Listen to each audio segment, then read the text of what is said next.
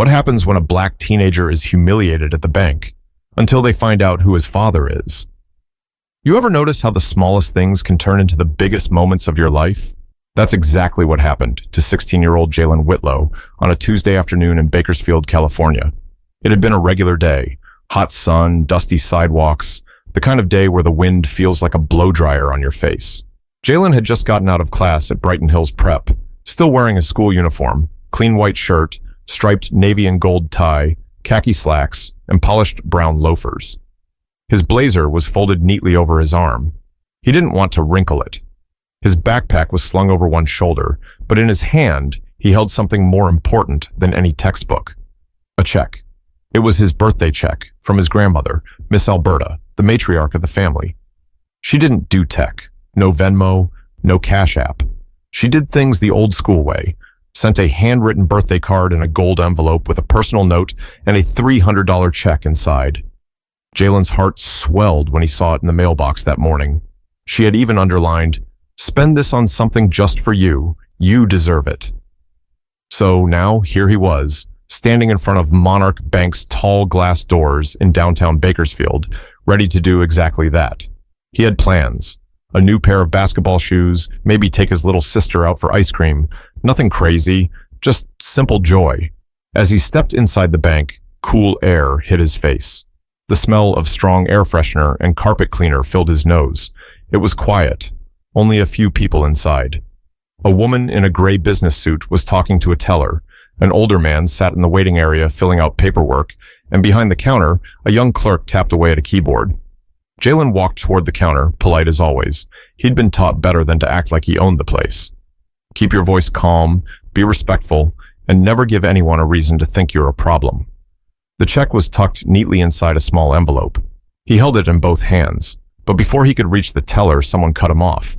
A woman, white, late 40s, maybe early 50s, hair in a tight bun, sharp face, thin lips that didn't look like they'd smiled in a while. Her name tag read C. Halbrook, assistant branch manager. She didn't greet him, didn't ask if he needed help. Her eyes scanned him top to bottom, pausing on his brown skin like it was unfamiliar territory. "Do you even have an account here?" she asked. Not hello, not how can I help you. Just that, loud enough for the other customers to look up. Jalen blinked, surprised. He opened his mouth to speak, but before he could answer, she took a step closer, and everything about the moment started to shift. Jalen adjusted his grip on the envelope.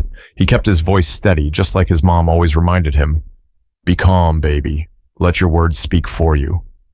"Yes, ma'am," he said. "I'm just here to cash a check from my grandma. She's had an account here for years."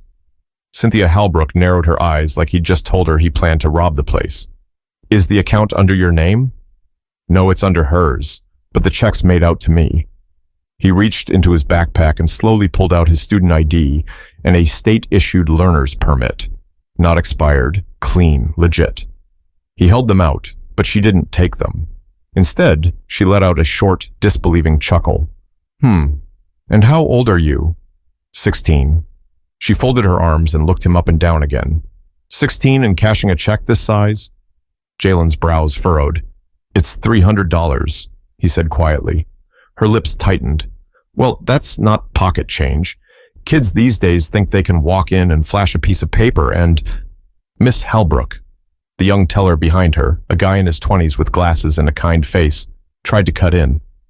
"I can handle this. It's not a problem." "I said I've got it, Michael," Cynthia snapped, her eyes never leaving Jalen. "You need to learn when to be cautious." Jalen felt heat rise to his face. The man waiting behind him in line shifted his weight. A woman in the corner stared too long, pretending not to. The space between Jalen and everyone else grew wider, like invisible walls were going up around him. He swallowed hard. "I brought ID. I'm not trying to do anything wrong," he said, still holding out the documents. She finally snatched them from his hand and looked at them like she expected to find a smudge or something fake. "Where do you go to school?" she asked. "Brighton Hills Prep." Her eyebrows rose, like she wasn't sure whether to be impressed or suspicious. "And what does your grandmother do?" she asked. Jalen blinked. "She's retired." "And what did she do before that?" He paused. "She was a nurse for 30 years. Cynthia nodded slowly, her expression unreadable. You said she has an account here? Yes. And what's her name? Alberta Whitlow. Cynthia walked over to a computer and typed something in, muttering under her breath. Jalen shifted from foot to foot, trying to keep his head high while his insides squirmed. He could feel the eyes on him, like he didn't belong. Like just being there made people nervous. He glanced toward the windowed office at the far end of the lobby. A tall man in a charcoal suit was inside, standing and flipping through a file. Jalen didn't think anything of it, not yet. Miss Helbrook, he said carefully, is there a reason I can't just cash my check? She looked back at him with a tight smile, but it wasn't warm. It wasn't welcoming.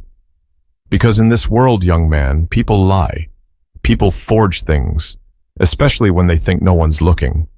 Jalen felt like she'd slapped him in the face, but before he could find the words to respond, she picked up the phone, and the room got even quieter. Jalen stood there, still holding the envelope, his hands slightly damp now. Cynthia Halbrook spoke into the phone in a hushed tone, barely turning her back. I need you to come to the front. Yes, now. She hung up and glanced at Jalen again like he was something sticky tracked in from the street. You understand this is a security matter, right? She asked, her tone clipped. I'm just cashing a birthday check, Jalen replied, trying to keep the frustration out of his voice. Cynthia didn't blink. You can't be too careful these days. A moment later, a man in a security uniform appeared from the hallway. His name tag said Reese. He looked at Cynthia, then at Jalen. His posture changed. He didn't look aggressive, but his presence added weight to the room, unspoken pressure. This young man's attempting to cash a check, Cynthia said, tilting her head slightly toward Jalen. I need to verify the legitimacy. Jalen stepped back slightly, confused. I already gave you my ID. And I said, we're verifying, she snapped. Reese looked at Jalen. You got a problem, son? Jalen's stomach tightened. He glanced at the other teller, Michael, who looked uncomfortable but didn't say a word. I haven't done anything wrong. That's what they all say, Cynthia muttered. Jalen heard it, and he knew what she meant by they. That word didn't need to be explained. His hands balled up at his sides, and he took a deep breath. This wasn't just about the check anymore. This was about him, his presence, his skin, his age, everything. Cynthia pulled the check out of the envelope and held it up like it was a counterfeit bill. This handwriting looks suspiciously neat, she said aloud, almost too perfect. Jalen squinted. She has neat handwriting. Uh-huh. Cynthia placed the check on the desk, pulled out her phone, and snapped a photo of it. I'll need to contact the account holder to verify this transaction. You're calling my grandmother? Jalen asked, his voice rising slightly. Protocol. No, it's not, Michael said suddenly from behind the teller window. That's not standard unless it's flagged by the system. Cynthia turned on him. Are you questioning me? I'm just saying. This seems personal, not procedural. Michael, I said I've got it. Jalen took another breath. She's not even home right now. She's at her senior yoga class. She doesn't bring her phone. Cynthia ignored him and dialed anyway. Predictably, no answer. She looked up, triumphant. Well, I can't verify the check, and you're not an account holder, so I can't process this until I speak with Ms. Whitlow directly. Jalen's jaw tensed. You could hold the check, just don't treat me like I'm trying to scam you. That's enough. Cynthia raised a hand. I don't need attitude. I'm not giving you attitude, Jalen said, his voice sharper now. I'm asking to be treated fairly. Reese took a step closer. Jalen took a step back. I'm not doing anything wrong. The older man in the waiting area stood and cleared his throat. Let the boy cash his check. He's been respectful the whole time. Cynthia snapped. This doesn't concern you. Jalen could feel the air tightening again, like the walls were closing in. He'd walked in thinking he'd be out in 5 minutes. Now he was the center of attention, treated like a suspect, with a guard watching him and an assistant manager acting like she was catching a criminal. He looked down at the check in her hand, the same one his grandmother had signed with love, the same one that now felt like a grenade. His voice dropped. You really think I'm here to cause trouble? Cynthia didn't answer, but her silence said enough. But just then, from the corner of his eye, Jalen saw the office door open, and everything changed. The man in the office had paused mid-step when he caught sight of the scene. He was tall, impeccably dressed, charcoal gray suit, polished black shoes, silver tie pin. The kind of man who walked like he had nothing to prove, but everyone paid attention when he moved. He adjusted his cufflinks as he approached, his expression calm, but his eyes sharp, calculating. Jalen didn't see him at first. He was too busy trying to stop his hands from shaking. Cynthia did, though, her back straightened a little, her voice softening slightly as she continued speaking, loud enough for the approaching man to hear. "I'm just trying to protect the bank from any liability," she said, handing the check back to Jalen with an icy smile. "No harm meant."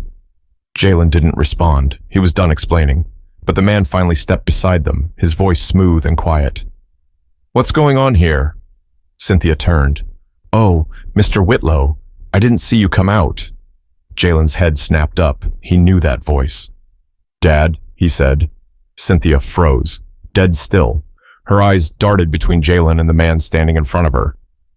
"Yes, son," Andre Whitlow replied, his eyes never leaving Cynthia's. "Is there a reason my child is being questioned in the middle of my lobby?" Silence fell over the room like someone had flipped a switch. Cynthia's mouth opened slightly, but no sound came out at first. I didn't know he was your son." "Should that matter?" Andre asked, his voice calm but cutting. "Shouldn't he have been treated with the same respect you'd give any other young man in a school uniform, holding a valid ID and a legitimate check?" "I was just following protocol," she said weakly. Michael, the teller, let out a breath. "That's not protocol," he mumbled under his breath. Andre didn't raise his voice. He didn't have to. "Jalen came here to cash a check from his grandmother, who has banked here longer than most of your staff have been alive. Instead, he's interrogated, photographed, accused, watched by security." "I didn't mean—" "You meant exactly what you did," he interrupted. Jalen stood silently beside his father, eyes locked on Cynthia. He didn't feel vindicated. He didn't feel powerful. He felt tired. The kind of tired that only comes when you realize you could do everything right and still not be seen. The older man in the waiting area gave a small nod, as if to say, "Good." Even the security guard, Reese, stepped back without a word. Cynthia swallowed hard. Her face had lost all color. But before anyone could speak again, Andre turned to his son and said something that made the entire room hold its breath. Andre looked at his son, really looked at him, and spoke in a voice that wasn't angry, but carried the weight of every disappointment he'd ever had to bite back. "Jalen, I want you to remember this moment," he said, "because you did everything right and still ended up being treated like a problem." Jalen didn't say anything. His eyes were fixed on his father, and for the first time since walking into the bank, he didn't feel like he had to explain himself. Andre turned back to Cynthia. "You've been with this branch for what, 5 years?" She nodded, slowly. "Yes, sir." "And in those 5 years, how many young men have you stopped at the counter before they even spoke?" Cynthia blinked. I'm not asking for a number," he said. "I'm asking if this is a habit." Cynthia's throat moved, but she couldn't get a word out. Jalen watched her shrink, and a strange feeling washed over him. It wasn't satisfaction. It wasn't revenge. It was clarity. All the times his parents had warned him about how the world worked, all the things his grandmother had whispered about keeping your head high and your voice calm, he was living it. Andre gestured toward Michael. "Please process the check for my son." Michael nodded quickly. "Yes, of course." Jalen stepped forward and handed him the envelope. Michael took it with both hands, careful, respectful. Andre watched, then spoke again, this time to the whole room. "This bank was built to serve this community. All of it. Not just the people who look a certain way. Not just the ones wearing tailored suits. Everyone." His words echoed against the marble walls. Customers were still. Even Reese, the security guard, looked like he wanted to disappear into the floor. Andre continued, quieter now. "When I bought controlling interest in Monarch, it wasn't just about money. It was about trust. My father kept his savings here when he was working night shifts at the refinery. My mother cashed every paycheck here, back when they treated her like her money wasn't good enough." He looked directly at Cynthia again. "This isn't just business to me. It's personal." Cynthia's voice finally cracked through the silence. "I didn't know, sir. I truly didn't know he was yours." "And that's the problem," Andre said flatly. "You thought he was no one." Jalen stood beside his father, head high, not angry, not smug, just done. Michael finished processing the check and handed Jalen the cash in a discreet envelope. "Here you go, sir. Happy birthday." Jalen gave a small smile. "Thanks." He looked at Cynthia one last time, but didn't say a word. Andre put a hand on his son's shoulder. "Let's go." They turned and walked out together, father and son. No yelling, no drama, just the truth, laid bare for everyone in that room to sit with. But as they stepped out into the bright California sun, Jalen asked his father a question that stopped him in his tracks.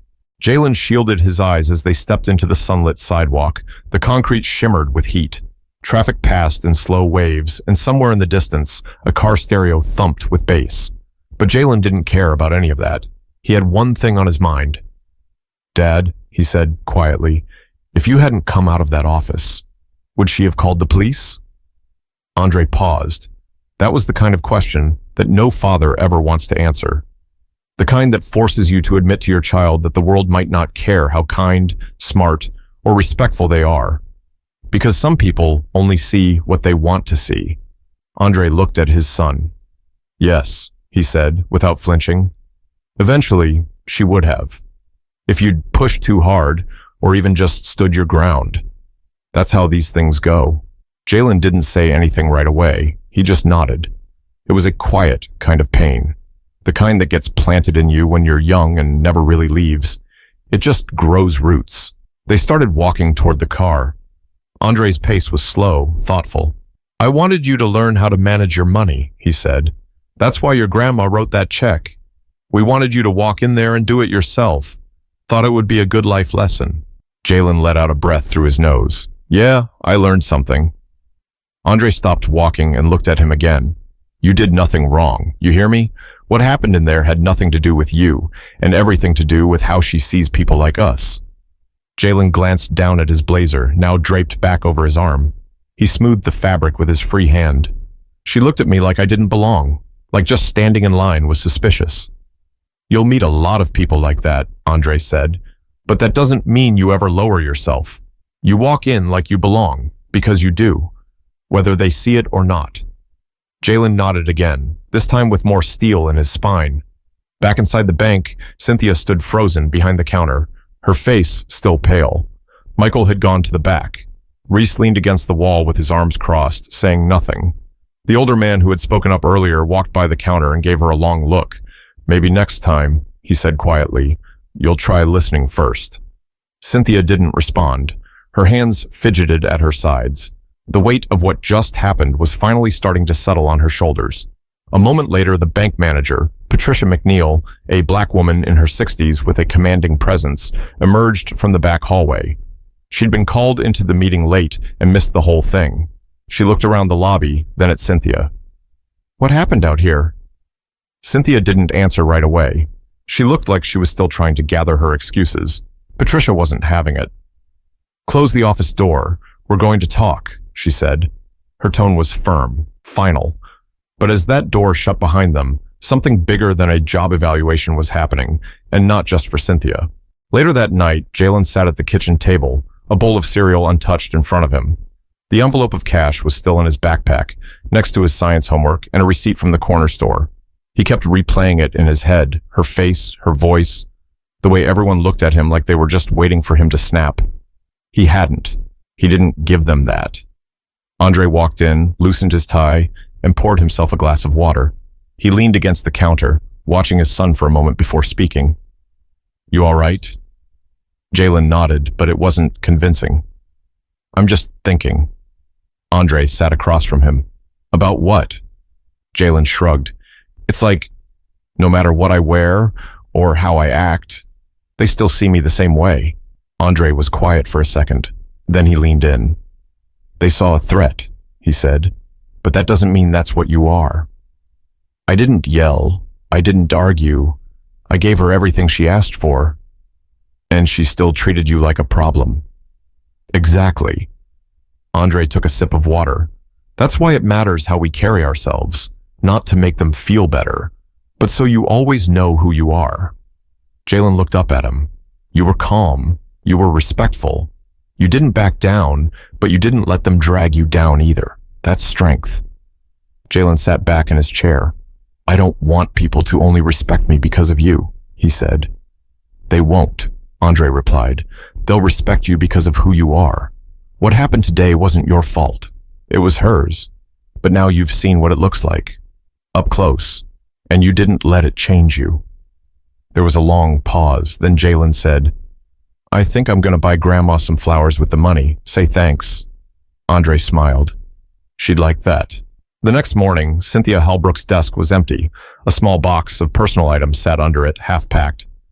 Meanwhile, Patricia McNeil stood in front of the staff during their morning meeting and spoke plainly. We don't treat people like suspects just because we don't recognize their face. We don't make assumptions based on age, uniform, or anything else. You don't need to know someone's father to offer them respect. That should be the default. Her eyes paused on each employee one by one. And if you don't understand that, you shouldn't be here. Out in the parking lot, Jalen climbed into the passenger seat of his dad's car, holding a bouquet of sunflowers wrapped in paper. He looked at his reflection in the window. Same uniform, same kid. But something about him felt different. Not bitter, not broken, just aware, because sometimes life teaches you a lesson you didn't ask for, but it's one you'll never forget. What happened to Jalen happens to too many people, young and old. Respect shouldn't come with a price tag, a name, or a suit. It should be basic, automatic, expected. If you've ever been overlooked, misjudged, or made to feel small for no reason, keep your head up. Your worth isn't defined by how they see you. Share this story with someone who needs to hear it. And remember, being seen starts with standing tall, even when they try to shrink you.